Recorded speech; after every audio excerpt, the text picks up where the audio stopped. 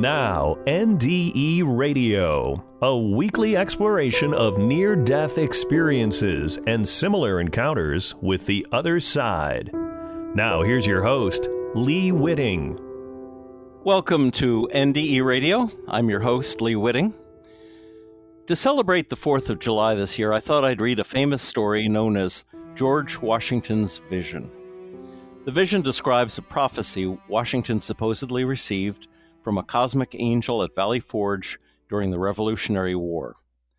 The story did not get published until 1861, just before the Civil War, by a writer named Charles Wesley Alexander.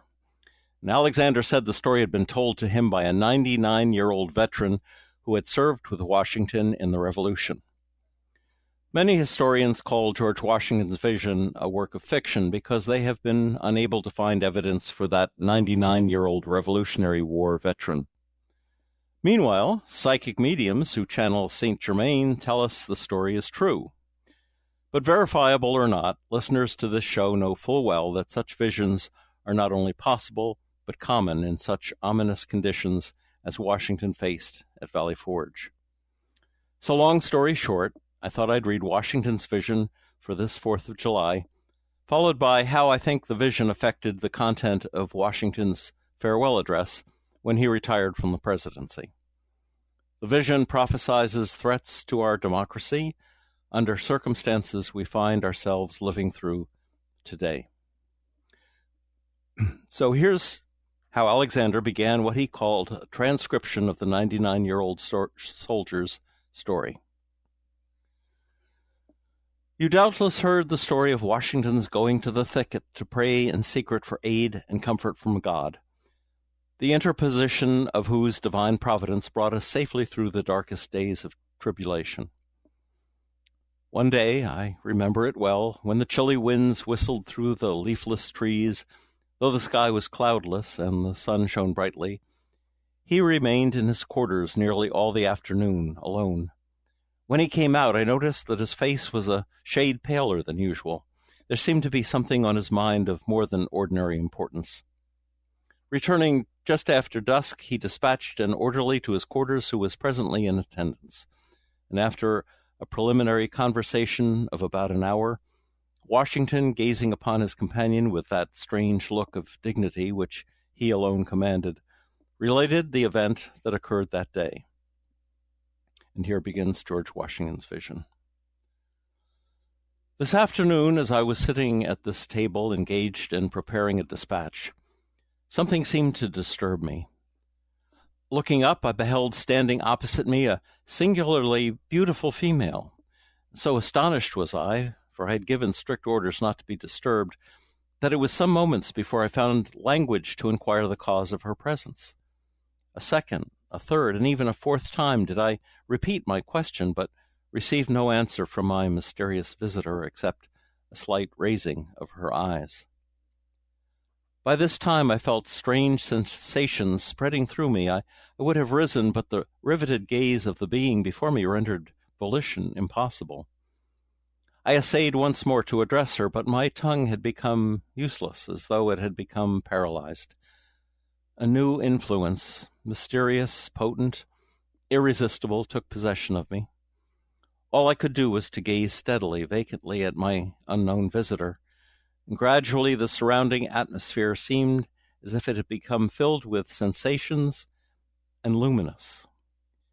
Everything about me seemed to rarefy, the mysterious visitor herself becoming more airy and yet more distinct to my sight than before. I now began to feel as one dying, or rather to experience the sensations which I have sometimes imagined accompany dissolution. I did not think, I did not reason, I did not move. All were alike impossible. I was only conscious of gazing fixedly, vacantly at my companion. Presently I heard a voice saying, "Son of the Republic, look and learn," while at the same time my visitor extended her arm eastwardly. I now beheld a heavy white vapor at some distance rising fold upon fold. This gradually dissipated, and I looked upon a stranger scene. Before me lay, spread out on one vast plain, all the countries of the world, Europe, Asia, Africa, and America. I saw rolling and tossing between Europe and America the billows of the Atlantic, and between Asia and America lay the Pacific. "Son of the Republic," said the same mysterious voice as before, "look and learn." At that moment I beheld a dark, shadowy being, like an angel, standing, or rather floating in midair between Europe and America. Dipping water out of the ocean in the hollow of each hand, he sprinkled some upon America with his right hand, while with his left hand he cast some on Europe. Immediately a cloud raised from these countries and joined in mid-ocean, and for a while it remained stationary and then moved slowly westward until it enveloped America in its murky folds. Sharp flashes of lightning gleamed through it at intervals, and I heard the smothered groans and cries of the American people. A second time the angel dipped water from the ocean and sprinkled it out as before. The dark cloud was then drawn back to the ocean, in whose heaving billows it sank from view. A third time I heard the mysterious voice saying, "Son of the Republic, look and learn." I cast my eyes upon America and beheld villages and towns and cities springing up one after another until the whole land from the Atlantic to the Pacific was dotted with them. Again I heard the mysterious voice say, "Son of the Republic, the end of the century cometh. Look and learn." At this the dark, shadowy angel turned his face southward, and from Africa I saw an ill-omened specter approach our land. It flitted slowly over every town and city of the latter. The inhabitants presently set themselves in battle array against each other. As I continued looking, I saw a bright angel on whose brow rested a crown of light, on which was traced the word Union, bearing the American flag, which he placed between the divided nation and said, "Remember, ye are brethren." Instantly the inhabitants, casting from them their weapons, became friends once more, and united around the national standard. And again I heard the mysterious voice saying, "Son of the Republic, look and learn." At this the dark, shadowy angel placed a trumpet to his mouth and blew 3 distinct blasts, and taking water from the ocean, he sprinkled it upon Europe, Asia, and Africa. Then my eyes beheld a fearful scene. From each of these countries arose thick black clouds that were soon joined into one. Throughout this mass there gleamed a dark red light, by which I saw hordes of armed men who, moving with the cloud, marched by land and sailed by sea to America. Our country was enveloped in this volume of cloud, and I saw these vast armies devastate the whole country and burn the villages, towns, and cities that I beheld springing up. As my ears listened to the thundering of the cannon, clashing of sword, and the shouts and cries of millions in mortal combat, I heard again the mysterious voice saying, "Son of the Republic, look and learn." And when the voice had ceased, the dark, shadowy angel placed his trumpet once more to his mouth and blew a long and fearful blast. Instantly a light as of 1,000 suns shone down from above me and pierced and broke into fragments the dark cloud which enveloped America. At the same moment the angel upon whose head still shone the word Union, and who bore our national flag in one hand and a sword in the other, descended from the heavens attended by legions of white spirits. These immediately joined the inhabitants of America, who I perceived were well nigh overcome, but who immediately, taking courage again, closed up their broken ranks and renewed the battle. Again, amid the fearful noise of the conflict, I heard the mysterious voice saying, "Son of the Republic, look and learn." As the voice ceased, the shadowy angel for the last time dipped water from the ocean and sprinkled it upon America. Instantly the dark cloud rolled back, together with the armies it had brought, leaving the inhabitants of the land victorious. And then once more I beheld the villages, towns, and cities springing up where I had seen them before, while the bright angel, planting the azure standard he had brought in the midst of them, cried with a loud voice, "While the stars remain and the heavens send down dew upon the earth, so long shall the Union last." And taking from his brow the crown on which blazoned the word Union, he placed it upon the standard, while the people, kneeling down, said, Amen. The scene instantly began to fade and dissolve, and I at last saw nothing but the rising, curling vapor I first beheld. This also disappearing, I found myself once more gazing upon the mysterious visitor who, in the same voice I had heard before, said, "Son of the Republic, what you have seen is thus interpreted. 3 great perils will come upon the Republic. The most fearful is the third, but in this greatest conflict the whole world united shall not prevail against her. Let every child of the Republic learn to live for his God, his land, and the Union." And with these words the vision vanished, and I started from my seat and felt that I had seen a vision wherein had been shown to me the birth, progress, and destiny of the United States. And that's where George Washington's vision ends. So let's do a countdown on the angelic warnings revealed in Washington's vision in light of the history since then. Bear in mind that these warnings are all about wars fought on U.S. soil and would not include the world wars fought in Europe and the Pacific, wars pitting democracy against dictators in Germany, and Italy, and Japan. The first war shown by the angel could have been the Revolutionary War itself, where George Washington fought for the idea of democracy, as opposed to the rule of authoritarian monarchy, to establish a revolutionary governmental change that strove to better reflect the Lord's Prayer plea, "Thy will be done on earth as it is in heaven." The outcome of that war for democracy, at the time Washington's troops were at Valley Forge, was far from certain. The angel's next warning of a war on American soil could have been about the War of 1812, when the British returned to fight for monarchy again, and once again, democracy won. The angel's next warning describes the Civil War triggered over the issue of slaves from Africa. The quote reads, "And from Africa I saw an ill-omened specter approach our land. It flitted slowly over every town and city of the latter. The inhabitants presently set themselves in battle array against each other. As I continued, I saw a bright angel on whose brow rested a crown of light, on which was traced the word Union, bearing the American flag, which he placed between the divided nation, and said, 'Remember, ye are brethren.'" Now we come to a final angel-predicted war on American soil, a war which has not yet taken place and should not take place. This war, according to the vision, would involve invasions from other countries, and such invasions could easily be triggered if Americans fall to fighting with one another as we did in our first Civil War. In a second American Civil War, other countries are bound to take sides. The vision states, "Throughout this mass there gleamed a dark red light by which I saw hordes of armed men who, moving with a cloud, marched by land and sailed by sea to America. Our country was enveloped in this volume of cloud, and I saw these vast armies devastate the whole country and burn the villages, towns, and cities that I had beheld springing up.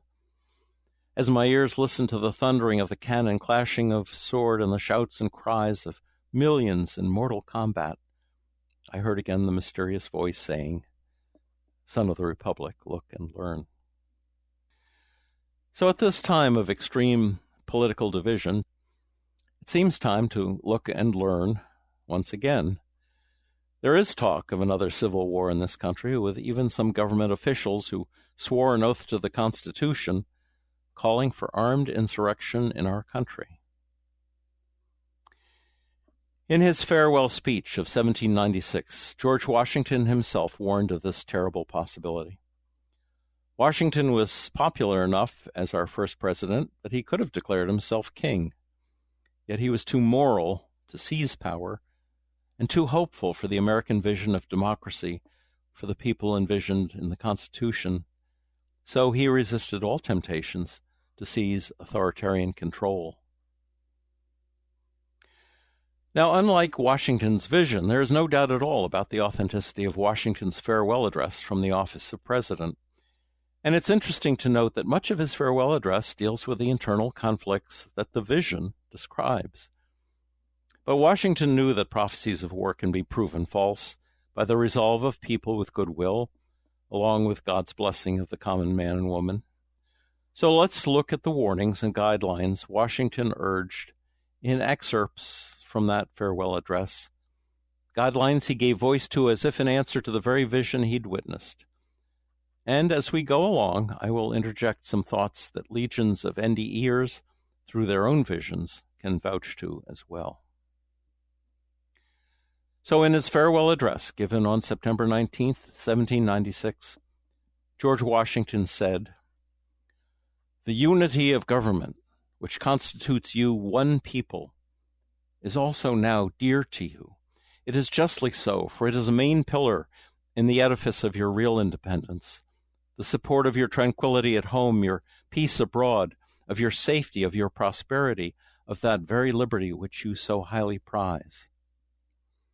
It is of infinite moment that you should properly estimate the immense value of your national union to your collective and individual happiness, that you should cherish a cordial, habitual, and immovable attachment to it, accustoming yourself to think and speak of it as if the palladium of your political safety and prosperity, watching for its preservation with jealous anxiety, discountenancing whatever may suggest even a suspicion that it can in any event be abandoned, and indignantly frowning upon the first dawning of every attempt to alienate any portion of our country from the rest, or to enfeeble the sacred ties which now link together the various parts." Now let's pause here for a moment to consider what the typical near-death experiencer tells us about the other side, the very nature of the light. It is that we are one, that our souls, collectively, are at one with the source of all creation. And it was with that recognition that inspired George Washington and the other founding fathers to proclaim that all men, meaning all mankind, are created equal, and to build a democracy founded on that belief. Washington's address continues. "Citizens, by birth or choice of a common country, that country has a right to consecrate and concentrate your affections. The name of American, which belongs to you in your national capacity, must always exalt the just pride of patriotism more than any appellation derived from local discriminations. With slight shades of difference, you have the same religion, manners, habits, and political principles. You have, in a common cause, fought and triumphed together. The independence and liberty you possess are the work of joint councils and joint efforts of common dangers, sufferings, and successes. But these considerations, however powerfully they address themselves to your sensibility, are greatly outweighed by those which apply more immediately to your interest. Here, every portion of our country finds the most commanding motives for careful guarding, preserving the union of the whole." Now, NDEers also report their love for the perfection they find on the other side.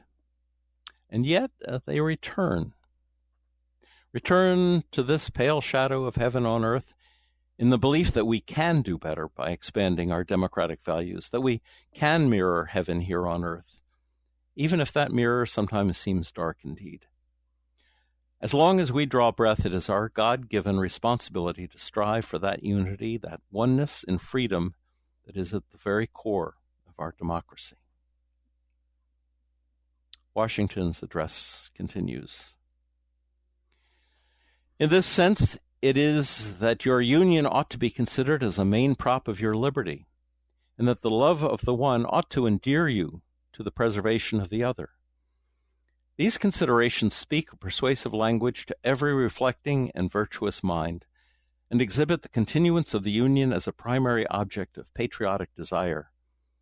Is there a doubt whether a common government can embrace so large a sphere? Let experience solve it.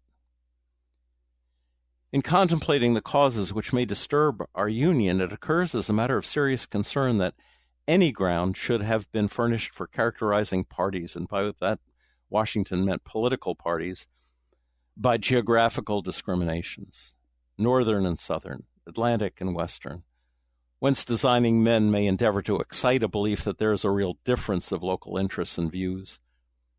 One of the expedients of political party is to acquire influence within particular districts and to misrepresent the opinions and aims of other districts. You cannot shield yourselves too much against the jealousies and heartburnings which spring from these misrepresentations. They tend to render alien to each other those who ought to be bound together by fraternal affection. So what Washington was referring to here in terms of geographical differences, such as North against South, reflects the U.S. Constitution's initial failure to deal with the economic and racial aspects of slavery. There is no 3/5 man or woman. NDEers know from their encounter with the light that all souls are loved by God, no matter what race, religion, sex, social status, or other differentiation they may have been labeled with on earth. So what's with us and our divisions? They do not come naturally to us, but are planted seeds of evil by forces that seek to divide and conquer us. And if we get divided again, American democracy will be the loser. Washington's address continues. To the efficacy and permanency of your union, government for the whole is indispensable. This government, the offspring of our own choice, uninfluenced and unawed, adapted upon full investigation and mature deliberation, completely free in its principles in the distribution of its powers, uniting security with energy, and containing within itself a provision for its own amendment, has a just claim to your confidence and your support. Respect for its authority, compliance with its laws, acquiescence in its measures are duties enjoined by the fundamental maxims of true liberty. The basis of our political systems is the right of the people to make and to alter their constitutions of government, but the Constitution which at any time exists, till changed by an explicit and authentic act of the whole people, is sacredly obligatory upon us all. The very idea of the power and the right of the people to establish government presupposes the duty of every individual to obey the established government. All obstructions to the execution of the laws, all combinations and associations under whatever plausible character, with the real design to direct, control, counteract, or awe the regular deliberation and action of the constituted authorities, are destructive to this fundamental principle and of fatal tendency. They serve to organize faction, to give it an artificial and extraordinary force, to put in the place of the delegated will of the nation the will of a party. Here again, Washington means a political party, often a small but artful and enterprising minority of the community, and according to the alternate triumphs of different parties, to make the public administration the mirror of the ill-concerted and incongruous projects of faction, rather than the organ of constant and wholesome plans digested by common councils and modified by mutual interests. However, combinations or associations of the above description may now and then answer popular ends, they are likely, in the course of time and things, to become potent engines by which cunning, ambitious, and unprincipled men will be enabled to subvert the power of the people and to usurp for themselves the reins of government, destroying afterwards the very engines which have lifted them to unjust domination. The alternative dominion of one faction over another, sharpened by the spirit of revenge, natural to party dissension, which is in different ages and countries has perpetrated the most horrid enormities, is itself a frightful despotism. But this leads at length to a more formal and permanent despotism. The disorders and miseries which result gradually incline the minds of men to seek security and repose in the absolute power of an individual, and sooner or later, the chief of some prevailing faction, more able or more fortunate than his competitors, turns this disposition to the purposes of his own elevation on the ruins of public liberty. Without looking forward to an extremity of this kind, which nevertheless ought not to be entirely out of sight, the common and continual mischiefs of the spirit of political party are sufficient to make it the interest and duty of a wise people to discourage and restrain it. It serves always to distract the public councils and enfeeble the public administration. It agitates the community with ill-founded jealousies and false alarms, kindles the animosity of one part against another, foments occasionally riot and insurrection. It opens the door to foreign influence and corruption, which finds a facilitated access to the government itself through the channels of party passions. Thus, the policy and the will of one country are subjected to the policy and will of another. And then, going further, George Washington speaks of the critical importance of faith and morals. George Washington says, of all the dispositions and habits which lead to political prosperity, religion and morality are indispensable supports. In vain would that man claim the tribute of patriotism who could labor to subvert these great pillars of human happiness, these firmest props of the duties of men and citizens. The mere politician, equally with the pious man, ought to respect and to cherish them. A volume could not trace all their connections with private and public felicity. Let it simply be asked, where is the security for property, for reputation, for life, if the sense of religious obligation deserts the oaths which are the instruments of investigation in courts of justice? And let us with caution indulge the supposition that morality can be maintained without religion.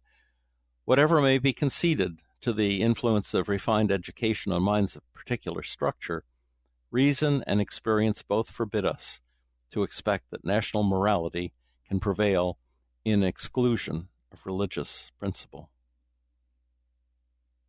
So as Washington stresses the importance of faith and morality in the maintenance of democratic values, let's pause here for a moment to consider the reports of NDEers who have experienced distressing, frightening NDEs. They almost always describe the horror as one of separation, from descriptions of being alone in an endless darkness, to being cut off from community, to being in a self-imposed hell of emotional regret. These experiences are relatively few and far between, but they do indeed exist, and they exist to remind us of our obligation on earth, and that is to learn to practice compassion, to learn to practice love. These are the values Jesus taught. Washington continued, "It is substantially true that virtue or morality is a necessary spring of popular government. The rule indeed extends with more or less force to every species of free government. Who that is a sincere friend to it can look with indifference upon attempts to shake the foundation of the fabric? Promote, then, as an object of primary importance, institutions for the general diffusion of knowledge. In proportion as the structure of a government gives force to public opinion, it is essential that public opinion should be enlightened against the insidious wiles of foreign influence. Believe me, fellow citizens, the jealousy of a free people ought to be constantly awake, since history and experience prove that foreign influence is one of the most baneful foes of Republican government." And here I'll end these excerpts from George Washington's farewell address, delivered on the 19th of September, 1796. They are wise on the subjects of strength and oneness, strength and faith, and sharing and love, and wise as if they'd been written for the ages. And if motivated by Washington's vision, then of course they were. Abraham Lincoln, embroiled in the Civil War, quoted Jesus when he said, "A house divided against itself cannot stand." These days, foreign dictatorships, besides hitting our country with cyber attacks and ransomware, are feeding Americans a steady diet of political lies and racial prejudice through our own social media platforms. They say to themselves, divide and conquer. If we can poison U.S. citizens with lies and turn Americans against one another, then we can conquer and destroy their democracy. But what is democracy but the rational sharing of governance, the agreement to compromise on the difficult issues as we perfect our ability to share power and to care for one another? Nearly all NDEers returning from the other side bring back with them the solution to all our moral and political problems, and that is to love and care for and be compassionate to one another, especially those most in need, regardless of race and religion or cultural differences, and also for us to love and protect the earth. The choice is in our hands to support with truth and love, or destroy with lies, violence, and hatred our fragile democracy, America's experiment in sharing political power with all the people. We call George Washington the father of our country because he set the example. He led us to overthrow an authoritarian monarchy and establish democracy in America. Today, we are the fathers and mothers of the America to come. Well, thanks to all of you for listening. If you'd like to hear this show again or any of our more than 500 archived ad-free NDE interviews, go to TalkZone's NDE Radio site and hit the Past Shows button, or go to our YouTube channel, NDE Radio with Lee Witting, where you can subscribe to and comment on the complete NDE Radio library. And listen next Monday, 11 a.m. Eastern at TalkZone for more NDE Radio. I'm your host, Lee Witting, saying once again, thanks for listening.